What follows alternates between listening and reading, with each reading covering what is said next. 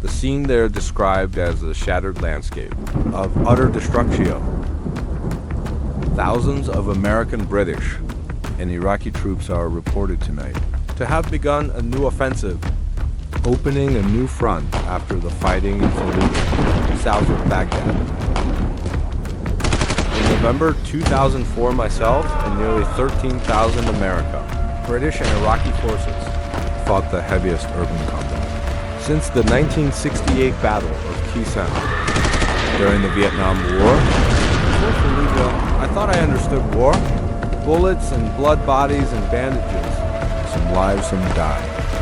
Hurrah.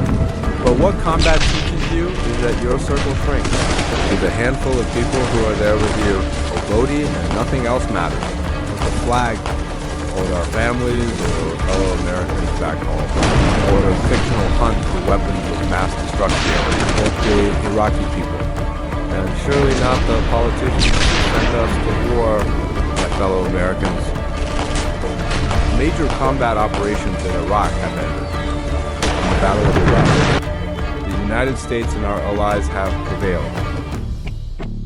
When I was ordered to assault Fallujah, I was one grunt assigned to Alpha Company, 1st Battalion, 8th Marines, and the story you're about to hear is Arpleton's house-to-house journey through the bloodiest war on Earth. Our platoon fought alongside thousands of Americans from across the United States.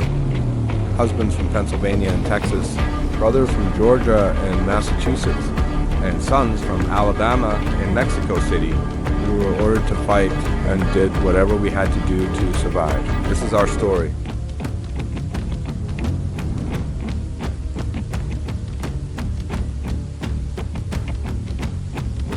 The eve of battle, it was different. It was the first time I had ever experienced the beginnings of the battle and our softening of the enemy. I honestly didn't know what to expect. They didn't tell you what you were going to do until you had to do it. We loaded up into this 7-ton truck. It was loaded down with rockets and ammo and chow.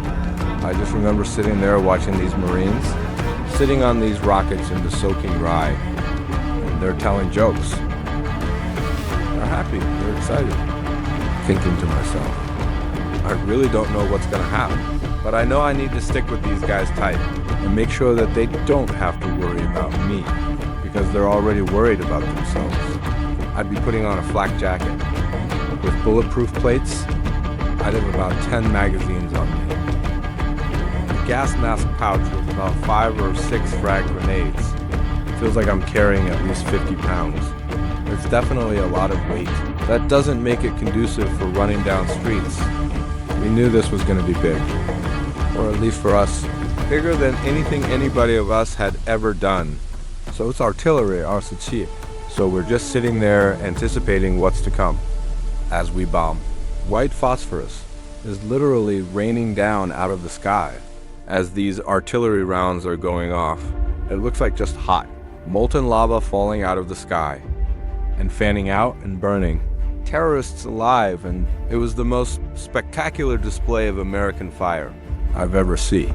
There was just a lot of fear building up in our minds. As a 19-year-old, I was in charge of the care of 30 Marines, the weight of being a corpsman. For an infantry platoon squad, it's so much. I always hoped I would never be called. Oh, I was a captai. And so my focus is about 200 Marines down, and getting them prepared. To do whatever the Marine Corps needs us to do. To do whatever the Marine Corps needs us to do. Getting the mission accomplished and doing right by the Marines at the same time, that's a tension it always is for any leader in any combat and situation is Marines get the job done. People start shooting, and you can see machine guns going and tracers. And we're just there waiting for all of this to go down until we get the word to go in for me. It's just a question of how will I perform. Will I be the person that I need to be to serve? The platoon weighs heavy on you. You trust your squad leaders, your platoon commander, your platoon sergeant, but you believe in the guys in that Amtrak. It looks like a tank that carries people in the back. A couple guns up front, it smells like diesel fuel. Other sweaty Marines that are dirty. Stink grenades clanking together, and everyone trying to get comfortable, wedged together, pressed tightly. We're kind of checking in on each other, like, are you guys ready for this? And there's this big feeling of anticipation. The drone and the hum of those diesel engines firing up and moving, and it was just so reminiscent of what scores of Marines have done in the past on islands like Tarawa and Palau, and what Army Rangers have done on the beaches of D-Day. And we thought, well, we're in our finest hour right here, right now.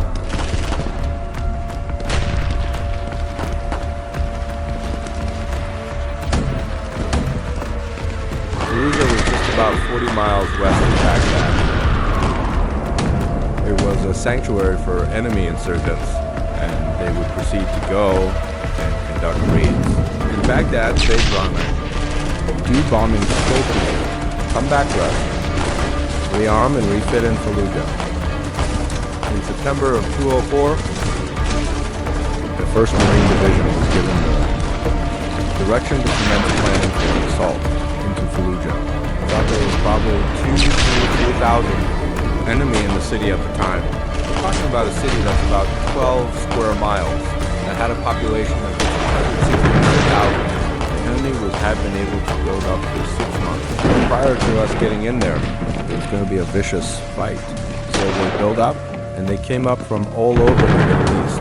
And urban fighting is a battle that no one wants to fight.